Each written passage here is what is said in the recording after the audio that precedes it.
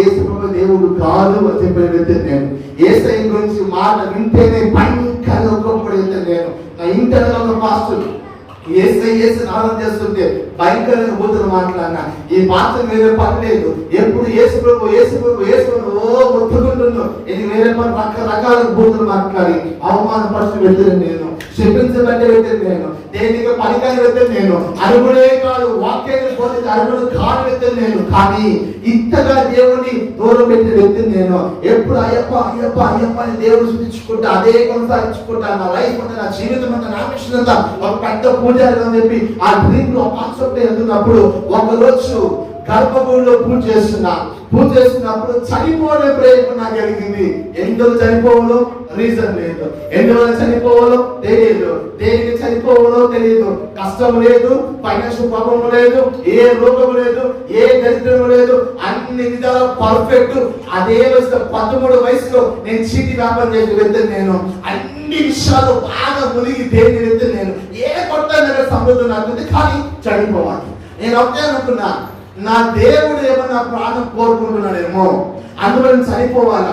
ఈ గర్భగుడిలో ఏదో తప్పు చేస్తున్నా, అందువల్లే దేవుడు నా ప్రాణాన్ని కోరుకుంటున్నామో. సరే పూజ ముగించుకొని ఇంటికి వెళ్ళి టిఫిన్ చేసి చనిపోయి ఇంటికి వెళ్ళి టిఫిన్ చేసి పడుకొని ఆలోచిస్తున్నా, ఎలా చనిపోతాం, ఏ విధంగా చనిపోతాం, నేను చనిపోతే బాగుండు, నేను బతకూడదు చెప్పి ఆలోచించుకొని ఫ్యాన్ వేసుకున్నామా కాపాడతారు, చేయి వేసుకున్నామా కాపాడతారు. ఇదంతా కాదు, రప్పపాట్లో ప్రాణం పోవాలి, కళ్ళు మూసుకుంటే ప్రాణం పోవాలి, విరవగాడకూడదు, ఎవరు కాపాడకూడదు, ఏమి కాదు చెప్పి ప్లాన్ చేసుకొని రైల్వే గేట్ లో రైల్వే ట్రాక్ లో పడుకొని ఓకే అనుకుంటున్నా, అయ్యప్ప నేను బతకన్నా కాదు, ఒకవేళ నువ్వు కానీ నన్ను బతికించాలని కోరుకుంటే నా ముందు దిగిరా, నన్ను నువ్వు కాపాడు, నన్ను పెరుగు అని చెప్పి ట్రాక్ లో పడుకొని అయ్యప్ప అయ్యప్ప కాపాడు కాపాడు కాపాడు కాపాడు రకరకాల అనుకుంటున్నా.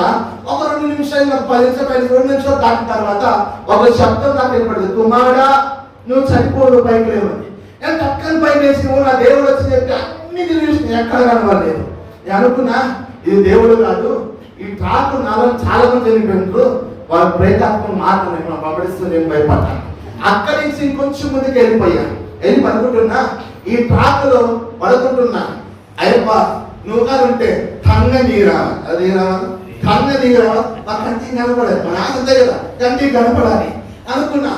దేవుడిగా సిద్ధం కాదు మనకి అని చెప్పి పడుకొని అనుకున్నా, అయ్యప్ప కాపాడు అయ్యప్ప కాపాడు. మళ్ళా సత్తుల కింద కుమారుడా చనిపోదు పైకి అని చెప్పి లేదు, ఎవరు అనుకోవటం లేదు.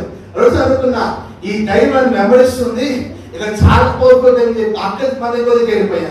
అక్కడ మొత్తం ఎంజాయ్ చేసుకున్నా. ఆ ట్రాక్ చనిపోయారా ఎక్కడైనా జరిగితే ఎవరు చనిపోదా, ఫస్ట్ పడి నాదే, చనిపోతే ఫస్ట్ వ్యక్తి నేను, ఆ ట్రాక్ పోయి నేనే అని కనుక్కొని ఒక టవల్ తీసుకున్నా, దూరం తీసుకున్నా, చూడంగా దూరం పెట్టుకున్నా, గట్టి టవల్ పెట్టుకుని ఏ పట్టమన్నా. ఎందుకు ట్రైన్ శబ్దం తప్ప ఇంకేం నాకు వినపడుతుంది ఆ కాన్సెప్ట్ పెట్టుకొని ట్రాక్ లో పడుకున్నాక అక్క మాకు ఏమని పట్టడం లేదు, పీస్ఫుల్ ఏదో సమాధానమైన సఫాలి. సరే ఇంకా చనిపోదామని చెప్పి అనుకుంటున్నా, దూదులు నాకు సమీప కుమారుడా చనిపోతలే భయపడి మిత్రులు భయపడి పైకేసి మొత్తం ఇసురు కొట్టి ఆ దూదులను పడేసి ఈ దైవం వదిలిపెట్టడం లేదు, నాకన్నా చాలా కోరుకు దైవం ఇది, ఫస్ట్ కృతజ్ఞత ఆయన కనిపించుకోవాలి మొత్తం చెప్పి ఇంటికి వెళ్ళిపోయినా. ఇంటికి వెళ్ళి ఆలోచిస్తున్నా, ఎవరు నాతో మాట్లాడింది, దైవమా లేక దేవుడా? ఎవరు నాతో మాట్లాడింది? దేవుడు అయితే దిగి రావాలి కదా, ఇది దైవమే కావచ్చు. రేపు పొద్దునే మా గుండెలకు వెళ్ళి అయ్యా ఇలా తాయి కట్టించుకున్నా బయటంతా వెళ్ళిపోని చెప్పి ఫిక్స్ అయ్యి అలా కూర్చున్నా. సాయంత్రం 6:30కి ఒక వ్యక్తి మా ఇంటికి వస్తున్నాం, ఆయన పేరు పాస్టర్. ఈ పాస్టర్ నాకు కాదు, ఎందుకు నల్ల ప్యాంటు తెల్ల షర్టు, ఇది పాస్టర్ కోట్.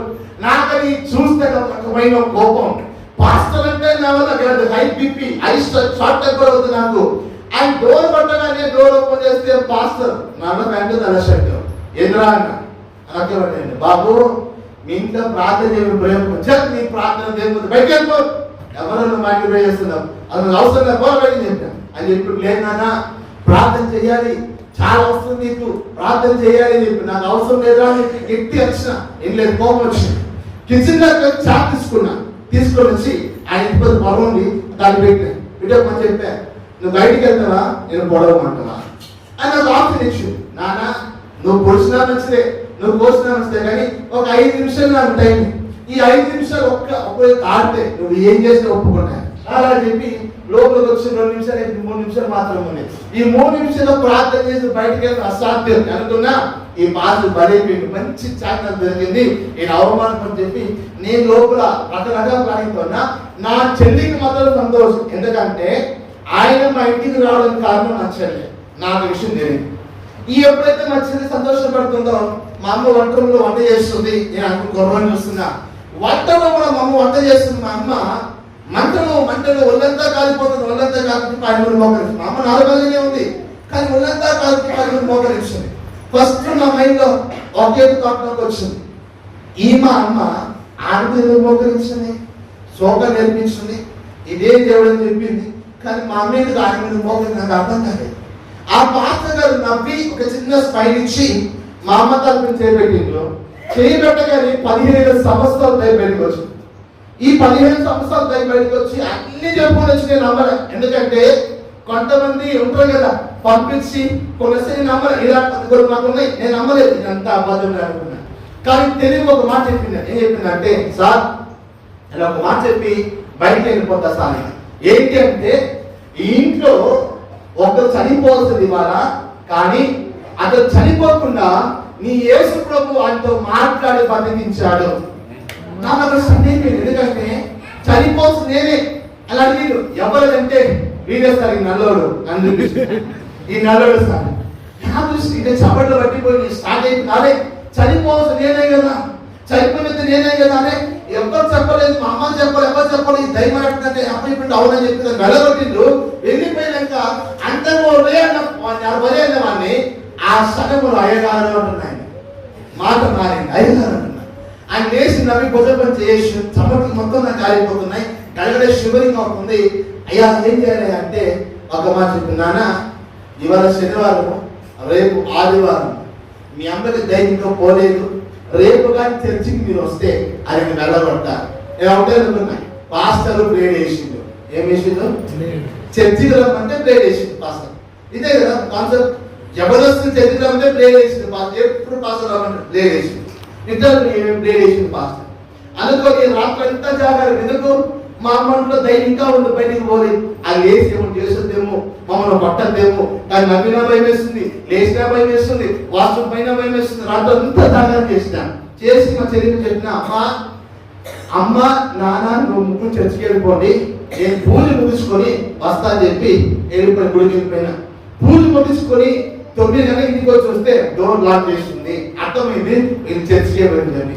ఫస్ట్ టైం నా లైఫ్ లో చర్చికి ఎలా పెట్టానంటే, డ్రెస్ కోడ్ మాకుంది, యూనిఫామ్ మాకుంది, నల్ల మంచ నల్ల షర్టు, ఒక మాల కంపల్సరీ పూజ చేసే వాళ్ళకి అవసరం. ఇది వేసుకొని మొట్టమొదటి చర్చికి పోతుకోవడం నాకు ఒక రకమైన షై అవుతుంది, ఒక సిరిగా ఉంది, ఏం చేయాలి అర్థం కాదు. సరే ఏదైనా కానీ మా అమ్మ బాగైతే సార్ అది దేవుడు వద్దు అని కాన్సెప్ట్ నేను పోయి చర్చిలో కూర్చుని పోతే ఉన్న విశ్వాసం మొత్తం చూస్తూ అవుతుంది. ఈ పూజారికి చర్చిలో పని ఏంది, వీడు ఇచ్చి కూర్చుంటే గొడవ అవుతే అసలు నాకు తెలుసు మా అమ్మతో దైవం చెప్పి అది ఎవరికి తెలియదు. నేను అప్పుడే అనుకున్నాను, మా అమ్మకు బాగా అయిపోతే జాగ్రత్త ఈ సావాసం అని చెప్పి వీళ్ళు లాస్ట్ లో కూర్చున్నా. పాస్టర్ గారు వచ్చిండు, దేశం పెడుతున్నా. ఆయన ఒక పాట పాడింది తమిళ్లో. ఆ పాట పాడుతూ నా కళ్ళ పోత పట్టే, చప్పలు పట్టిన, ఎప్పుడు కింద పడ్డానో, ఏం జరిగిందో, ఏ విధంగా కింద పడిపోయినా పాస్టర్ ముట్లేదు, ఏం కింద పడిపోయింది. కింద పడి పాట అయిపోయినాక పైకి లేదని చూస్తే చనిపోవాలా అనుకున్న ప్రేరకు తొలగిపోయి బతకాల నాశనం నాకు సమాధానం కలిగింది. ఆ సమాధానం కలిగిన దర్శనం అనుకున్న దేవుడు ఉన్నాడు అని గ్రహించుకొని ఆ రోజు ఆయన చెప్పిన వాక్ ఎలా ఉందంటే, నీ కొరకు నా కొరకు కల్వారి శిలువలో యేసుక్రీస్తు మరణించాడు ఆయన అంశములు ఆయన మాట్లాడుతున్న పాపాలు మొత్తం నా కలం లైవ్ వచ్చింది. నేను పాపం చేశాను కదా అని మొత్తం లేదు. ఆ రోజు యేసుకు ఒప్పించుకున్న టైం వెళ్ళిపోయింది. నేను నా కుటుంబము సేవలో అయ్యప్పనంత పెట్టి యేసుకున్న సేవలో కొనసాగుతున్నా. అక్కడ అసెంబ్లీస్ అవకాశం వచ్చింది. 3.5 years దేవుని సేవలో దేవుని కృప బహుబలంగా వాడబడుతున్నాం. 3.5 years తర్వాత మళ్ళీ భయంకరమైన శోధన మా కుటుంబంలో వచ్చింది. క్రిస్టియన్ లో ఉండాలా, దేవుడిలో ఉండాలా, ఊడిపోవాలన్న పరిస్థితి మాకు వచ్చింది. ఆ 3.5 years వస్తుంటే ఒక స్కీమ్ హిమ్ అనే స్కీమ్ వచ్చింది. ఈ హిమ్ అనే స్కీమ్ లో కాస్త డబ్బులు కడితే డబ్బులు వస్తాయి అని ఒక మాట వచ్చింది. ఆ దాంట్లో మా అమ్మ కొన్ని డబ్బులు కట్టేది, అది కట్టిన తర్వాత ఒక అమౌంట్ అయితే వచ్చింది. వచ్చిన తర్వాత మా అమ్మకి ఏమంటే ఈ తక్కువ అమౌంట్ ఒక పెద్ద అమౌంట్ వచ్చిందంటే ఇంకా పెద్ద అమౌంట్ కడితే ఎక్కువ డబ్బులు వస్తాయని చెప్పి 2 లక్షలు కట్టింది. మా అమ్మ కట్టినా పర్లేదు, ఇంకొక 10 మందిని దాదా చేసి అందరితో మాట్లాడి దాదాపు 12 లక్షలు మొత్తము ఆ స్కీమ్ లో కట్టించు. ఎప్పుడైతే ఆ స్కీమ్ లో డబ్బులు కట్టారో, కట్టిన వారానికి వెయిట్ చేసిన డబ్బులు వస్తాయని వెయిట్ చేస్తున్నారు. కట్టిన ఒక వారంలో పేపర్ అనుసరణ వస్తుంది, ఈ స్కీమ్ గవర్నమెంట్ నుంచి మేము పనిచేస్తాం, దీనికి ఎవరు డబ్బులు కట్టద్దని. ఆ ఎప్పుడుగా స్కీమ్ పని చేయబడ్డదో కట్టిన ఈ 10 మంది మాటలు బట్టి ఏమని, డబ్బులు కట్టి నువ్వే కదా, అది మీ బాబాయ్ కదా, నువ్వు బాబు లాంటి డబ్బులు చెప్పారు రకరకాల మాట, మా డబ్బులు మాకు కావాలి, మా గాలి పీడించదు. 3 నెలలు ఆంధ్రాకి బెంగళూరుకి, ఆంధ్రాకి బెంగళూరు తిరిగింది. ఈ 3 నెలల్లో ప్రార్థన బంద్, వాక్యం బంద్, పాస్త సాహసం బంద్, అన్ని బంద్ అయిపోయి మొత్తం నిండు అయిపోయింది. ఆఖరికి యేసు లేడు, ఆయన నమ్మితో నాకు బాధ వచ్చింది. ఒక మాట అమ్మ, బైబిల్ ఎక్కడైనా కానీ ప్రభు చెప్పిండా నువ్వు డబ్బులు కట్టు, నేను డబ్బులు ఇప్పిస్తా దేవుడు చెప్పాడా? దేవుడు చెప్పలేదు. కానీ కొన్ని అలవాట్లతో వచ్చేసాడు కాబట్టి దేవుడు తప్పు కదా నమ్మదా. మా అమ్మ అర్చుంది. లాస్ట్ ఓపిక లేక బ్యాంకులో సొంత మాయతుంటే అంటే తీసుకుని వ్యక్తి వాళ్ళ ఆ అన్న ఆమె వచ్చేలా ఉందన్నమాట. అందరికి అమ్మ మీ అన్న డబ్బులు కావాలమ్మా అంటే ఆమె 2 నెలలు నింపింది, మొత్తం 5 నెలలు. ఈ 5 నెలల్లో ప్రార్థన మొత్తం కంప్లీట్ నిండు అయిపోయింది. దేవుని సావాసం లేదు, మందుల సావాసం లేదు, అన్ని కంప్లీట్ గా బంద్ అయిపోయింది. సొంత మా అత్త మా అమ్మకి చాటబడి చేపించింది. ఎప్పుడు చాటబడి చేపించిందో ఒకదే నిండిపోయింది. 7 దయ్యాల మనకు పట్టుకుని బైబిల్ మాట ఉంది. ఒక దయ్యం బయటికి వెళ్ళి ఆ స్థలం ఖాళీ కంటే మళ్ళీ 7 వచ్చిన బైబిల్లో ఉంది. ఎప్పుడైతే ఈ వాక్కు నెరవేర్చబడుతుందో మనకి 7 వచ్చినాయి.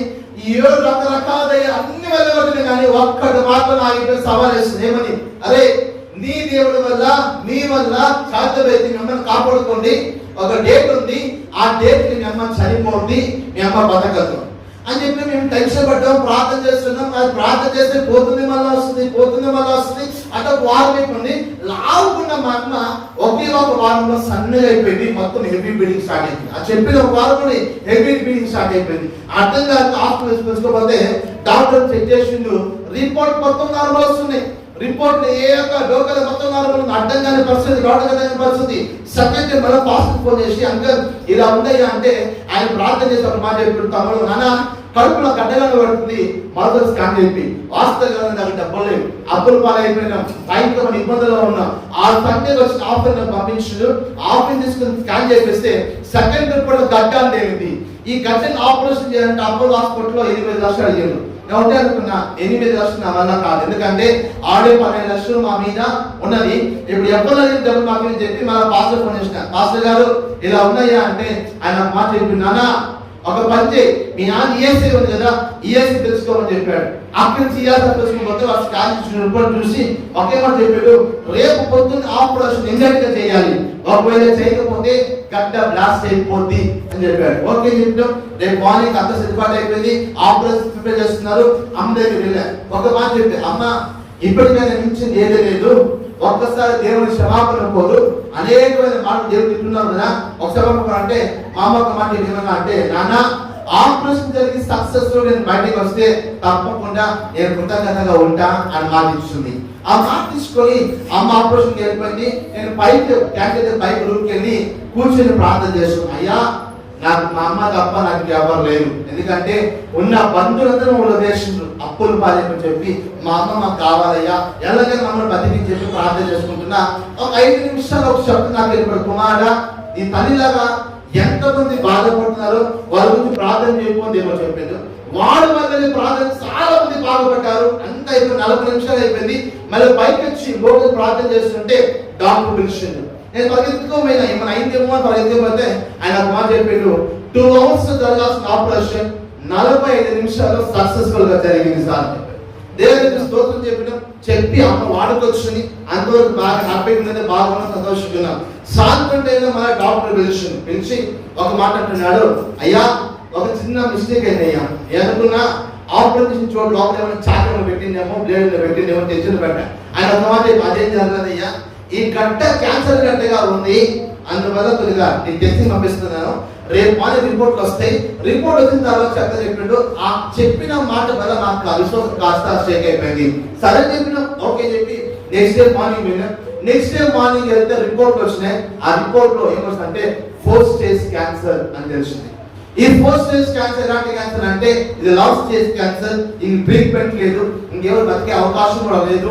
మేబీ 6 నెలలు 8 నెలల లోపల వాళ్ళు చనిపోతారు, ఇంకా బతికే అవకాశం లేదు. ఆయన ఒకే మాట చెప్పాడు, తీసుకెళ్ళిపోండి, ఈ 6 నెలలకి ఏం కావాలో మొత్తం తినిపెట్టండి, ఇంకేమో బతకదు చెప్పినప్పుడు నేను ఏడ్చి ఘోరంగా ఏడ్చి ఆయన కాలు పట్టుకున్నాను. సార్ నాకు వెనక ముందు ఎవరు లేదు, అందరూ విదేశాలు, మేము దూరంగా ఉన్నాం, ఒంటరిగా బతుకుతున్నాం. మా అమ్మ హాస్పిటల్లో ఉంది, నేను చిన్నప్పుడు జాబ్ చేసుకుంటున్నా, నాకు సాగు నాకు రాదు, నాకు ఎవరి దగ్గర ఎవరిదైనా మా చెల్లి మా నాన్న తప్ప నాకు ఎవరు లేరు, మా చెల్లి కోసం మా అమ్మ నాకు కావాలి అని చెప్పి ఆయన కాలు పెట్టుకుంటే ఆయన ఒక మాట చెప్పాడు, సరేనా కీమోథెరపీ ఒకటి ఉంది, దాన్ని ట్రై చేద్దాం, ఒకవేళ క్యూర్ అవుతే క్యూర్ అవ్వచ్చు, లేకపోతే లేదు అని చెప్పాడు.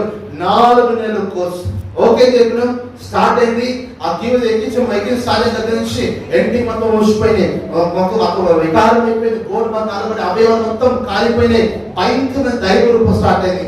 ఈ 4 నెలల్లో నేను పని చేసుకుంటా, మా అమ్మకి ఆ డబ్బు పంపిస్తా, ఏమి తినకుండా ఒట్టి నీళ్ళు తాగుతా బతికిన వ్యక్తిని నేను.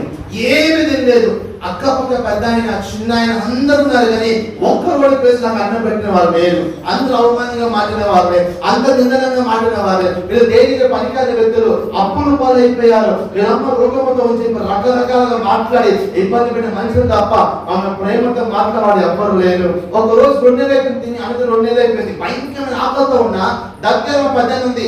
ఆ ఇంటికి వెళ్ళి అయ్యా ఆనందంగా ఆకలిస్తుంది అయ్యా అంటే, ఆకలి అనకాలి అంటే కూర్చోదని చెప్పాడు. కూర్చున్నాను, గంట అయిపోయింది, కలిసి గ్లాస్ మంచిగా నాకు ఎవరు ఇవ్వలేదు, నా ముందు తిరుగుతూ నా మీద పోతున్నారు, కానీ ఎవరిని పట్టించుకోవటం లేదు.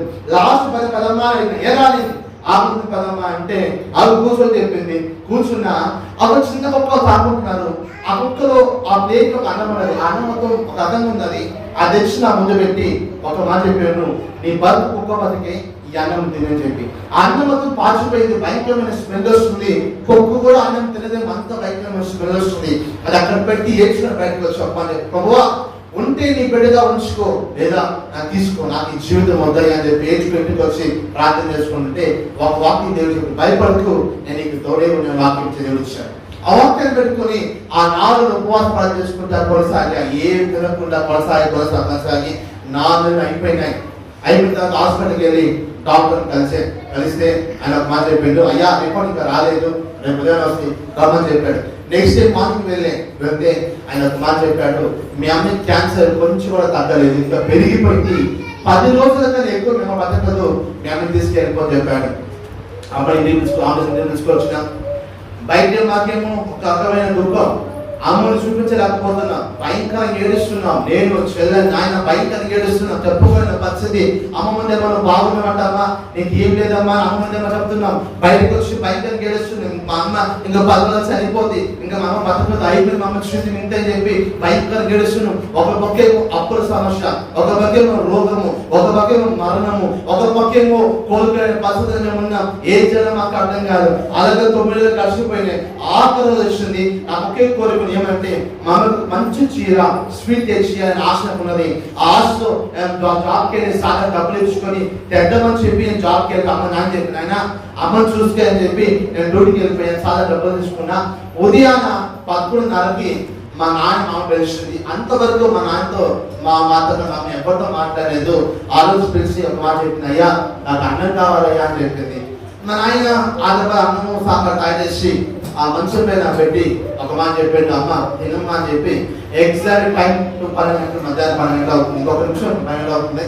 అన్నము సాంబార్ ముందే పెట్టి తినమ్మా అంటే మా అమ్మ ఆ అన్నంలో సాంబార్ వేసుకున్నది, చేపెట్టి కలుపుకుంటూ ఒక మాట చెప్పింది, అయ్యా నేను వెళ్ళిపోతున్నా, 2 పిల్లలు జాగ్రత్త అని చెప్పి మా అమ్మ చనిపోయింది. ఎప్పుడైతే మా అమ్మ చనిపోయిందో ఈ యొక్క రైస్ సాంబార్ అనేది పట్టేసి కొట్టింది. ఎదురు నాన్న ఛాతి కింద వెనక అంత కూర్చుని ఎక్కడ శ్వాస ఏ వినపడటం లేదు, బ్రీతింగ్ ఆగిపోయింది, పల్స్ ఆగిపోయింది, చాలా ఒళ్ళు చల్లబడిపోయింది, నుంచి నూరు చేస్తుంది, మొత్తం ఇంకా డెత్ అయిపోయింది. లోపల డాక్టర్స్ ఎంబీఎస్ మొత్తం చేసేసాడు, ఆమె చనిపోని చెప్పేశాడు. అందరూ మా నాన్న ఫోన్ చేసాడు, అందరు వచ్చాడు. ఎందుకు వచ్చిందంటే ఇప్పుడు మేము చనిపోయింది, డబ్బులు మాకు ఎవరు ఇస్తారు అని ఆలోచన తన ముందు వచ్చారు. ఇంకో మీద ఆలోచన అంటే యేసు ప్రభువుని నమ్మిన తర్వాత ఇంట్లో నాకు 11 వచ్చారు. ఇంకొంతమంది ఏమొచ్చారంటే అన్ని దేవుడు నమ్మినప్పుడు అంటే అయ్యప్పుడు నమ్మినప్పుడు బాగున్నారు, వీళ్ళు యేసు నమ్మిన తర్వాత రోగం వచ్చి వాళ్ళ అమ్మే చనిపోయి చెప్పి రకరకాల రూమర్స్ క్రియేట్ చేశారు. ఇవన్నీ రూమర్స్ మధ్యాహ్నం 1 గంటకి నేను ఆ స్టానిక్ స్వీట్ తీసుకుని అమ్మకు మొత్తం నుంచి వస్తుంటే ఇంటి ముందు మొత్తం పబ్లిక్ అర్థమైపోయింది అమ్మ చనిపోయింది చెప్పి టెంట్ చైర్లు మొత్తం ఉన్నాయి. ఆ స్టానిక్ స్వీట్ పరిగెత్తుకొని చూస్తే అమ్మ డెడ్ అయిపోయింది. అమ్మ అని పిలుస్తున్నా మాట్లాడలేదు, అమ్మ అంటున్నా మాట్లాడలేదు, ఎలాంటి స్పర్శ లేదు. ఒక్కసారి మాట్లాడినా బాగుండు, ఒక్కసారి చూసినా బాగుండు. మా అమ్మ నాతో మాట్లాడటం లేదే, మా అమ్మ నాకు లేదే, అవకాశం లేదే, మా ఫ్యామిలీ మా అమ్మని కోల్పోయామే, మమ్మల్ని ఎవరు చూసుకుంటారు చెప్పి రకరకాల ఏడ్చి అమ్మ అమ్మ అని పిలుస్తున్నా, ఎలాంటి రెస్పాన్స్ లేదు. అందరూ అంటున్నారు యేసు నమ్మిన తర్వాతనే మీకు కష్టం వచ్చింది, యేసు నమ్మిన తర్వాత నీకు రోగం వచ్చింది, యేసు నమ్మిన తర్వాత నేను చనిపోయింది, ఆఖరికి యేసు ప్రభువుని అమ్మని చంపేసి రకరకాల రూమర్స్ క్రియేట్ చేశారు.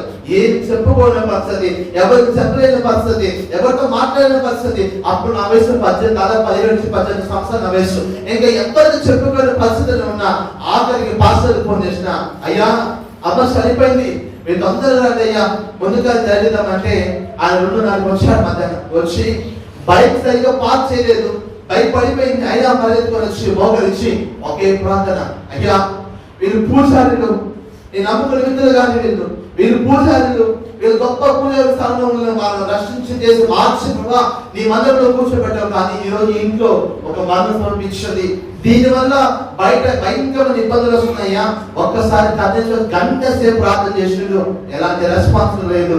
ఇంతలో బయట శబ్దాలు ఎదురా ఎప్పుడు ఏసయ్యా ఏసైనా ప్రార్థన పని చెప్పి తప్పి వీళ్ళు లోకం మీకు లేదని చెప్పి బయట పని రకరకాలు మాట్లాడుతున్నారు. అన్ని సిద్ధపడి బాక్స్ వాళ్ళంతే అన్ని సిద్ధపడి అయిపోయినాయి.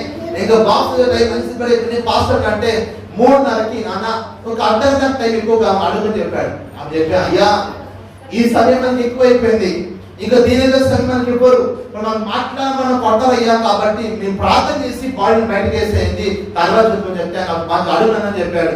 నేను బయటికి వెళ్ళి పెద్ద వాళ్ళతో మాట్లాడాను, పెద్దనా ఒక అర్ధగంట సమయం కాదు పెద్దనా ప్రార్థన చేస్తామయ్యా అంటే ఆయన అన్నాడు, ఇంత చెప్పిన ప్రార్థన చేసిండ్రా, ఇదేమైనా ఆలోచించిందా, ఇదేమైనా కార్యం చేసిందా, నువ్వు నమ్మేదేమైనా కార్యం చేయలేదని చెప్పి రకరకాల నన్ను కొట్టక మాట చెప్పిండు. అర్ధగంట సమయం ఇస్తా, ఈ అర్ధగంటలో కానీ నువ్వు నమ్మిన దేవుడు కార్యం చేయకపోతే, నువ్వు నమ్మిన దేవుడు మీ తల్లి మీద కార్యం చేయకపోతే నిన్ను, మీ నాయన్ని, మీ చెల్లిని, మీ పాస్టర్ నలుగురిని చంపేసిన 300 మంది పట్టుకున్నారు, మేము నలుగురు పట్టుకున్నాం. సరే అని చెప్పి లోపల డోర్ లాక్ చేసుకొని ఘోరంగా పాస్టర్తో మాట్లాడు, అయ్యా నువ్వు మనుషుడు తప్పేం లేదు, వెనక డోర్ ఓపెన్ బయటికి వెళ్ళిపో, నీకు ఏ అపాయం కాకూడదు, ఎందుకంటే మా అమ్మ రోగం చనిపోయింది, ఇది తప్పేం లేదు, నువ్వు బయటకు వెళ్ళిపోతే మాట చెప్పాడు. చనిపోయిన క్రీస్తు కొరికే బతికినా క్రీస్తు కొరికి మాట చెప్పాడు. ఆ ఒక్క బాబు నా విశ్వాసం బలపరచు.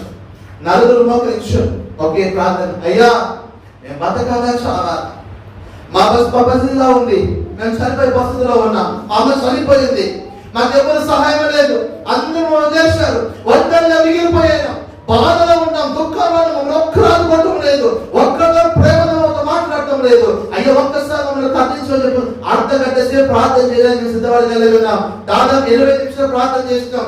బయట శబ్దాలు స్టార్ట్, డోర్ ఓపెన్ చేయండి, డోర్ శబ్దం స్టార్ట్ అయిపోయింది. ఈ శబ్దం స్టార్ట్ అయ్యే దర్శనే నాకు భయం ఆందోళన స్టార్ట్ అయింది, మేము చనిపోతున్నాం, ఇక బతకము అని ఫిక్స్ అయిపోయాం. పాస్టర్ గారు లేచారు, ఒక ప్రార్థన చూసుకొని ఆయన ప్రార్థన చేసి తలుపులకు సిరివేసిండు, నోట్లో పోసిండు, ఏ కార్యం జరగలేదు. మన తలుపులకు సిరివేసిండు, ఏ కార్యం జరగలేదు. ఎగ్జాక్ట్ 4 గంటలకి అమ్మకు 10 గంటలకు ప్రారంభమైంది. 4 గంటలకి మళ్ళా ప్రార్థన చేత పోసుకొని నోట్లో కొంచెం పోసి చేత పోసుకొని ప్రార్థన చేసి ఎగ్జాక్ట్ 4 గంటలకు మళ్ళా 3వ తలుపులకు సిరివేసుకుని అన్నట్టునే చనిపోయిన వేసి కూర్చున్నది.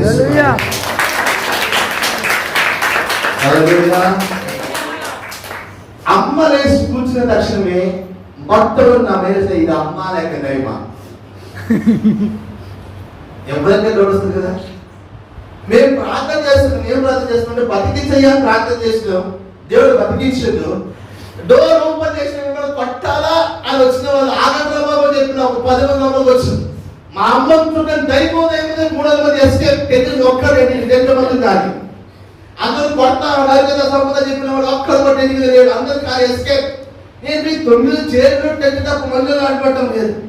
అమ్మ తీసుకెళ్ళి చేతిలో ప్రార్థన చేసి అభిషేకించి ఎన్ని రోజులు స్నానం చేయించి ఏదైతే గట్టి కూర్చోబెడితే 5 గంటల బాక్స్ వస్తుంది.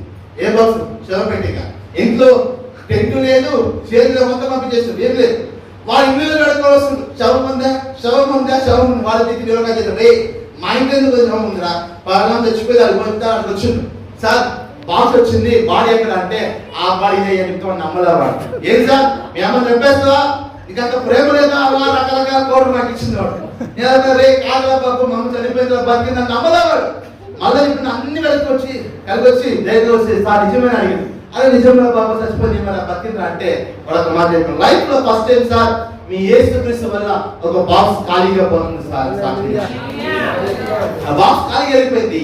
సాయంత్రం 7 గంటలకి ఎవరైతే 3 మంది ఎస్కేప్ అయ్యారో ఆ 3 మంది మళ్ళా వచ్చింది. ఎందుకంటే ఇది నిజమా అబద్ధమో తెలుసుకోవడానికి. డోర్ కొట్టిండు, డోర్ ఓపెన్ చేసిన ఏందయ్యా అంటే మీ అమ్మని చూడొచ్చా అని అంటున్నారు. ఒక కండిషన్ ఏంటంటే మీరందరూ లైన్ చేస్తే మా అమ్మని చూపిస్తా. అడిగా ఎందుకు చూడాలయ్యా అంటే ఈ పాస్టర్ నమ్మలేము, పాస్టర్ తలకించే పైకి లేకుంటే అన్నాడు. సరే చూద్దాం కానీ లైన్ చేసి చెప్తా. 5 నిమిషాలు టక లైన్ చేసిండు. అందరూ నా మాట ఎప్పుడు వినేవాడు. ఫస్ట్ టైం నా మాట అనుకుంటాడు మాట. ఎందుకంటే అమ్మ బయట నిలబెట్టిన నిలబెట్టిన ఒకే ఒక సువార్త వల్ల 300 మంది మారు మనసు పొందుతున్నారు.